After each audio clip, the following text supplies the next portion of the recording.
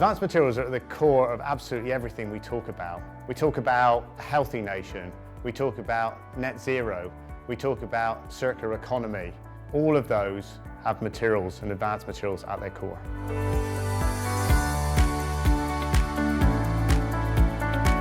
The UK, of course, has always been at the forefront of advanced materials research.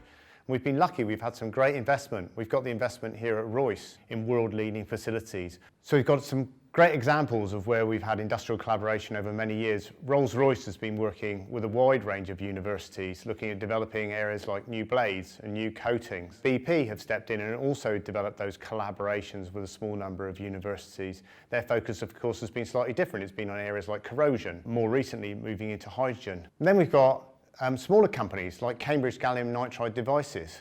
You know, they've spun out from a university, they're still working very closely with Royce, and they're really looking at a change away from silicon to greener energy efficient devices.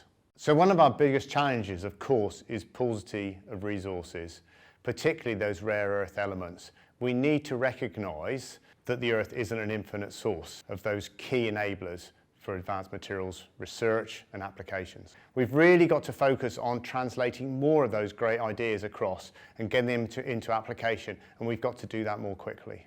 So if we get that right, we can really accelerate that development of the next generation, those next generation of batteries, next generation of photovoltaics, next generation of catalysts. What we've got to do though is speed up that translation right across the supply chain, right from that early discovery right through to the development and application of products.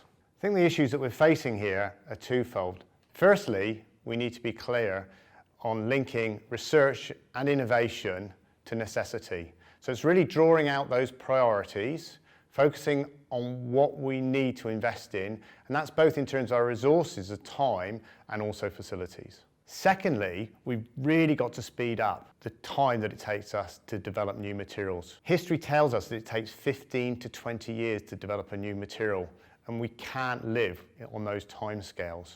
So what we have to do is we have to embrace new technologies. We have to look at things like digital innovation and understand how those skills and understanding from outside of our discipline can really enable and help us.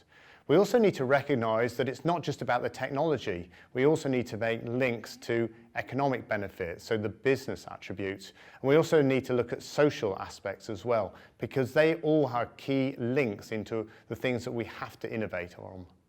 Of course, we also need to bring on the next generation of material scientists. They're going to be the powerhouse that are going to drive through the research we're doing today into real devices in 5 to 10 years' time.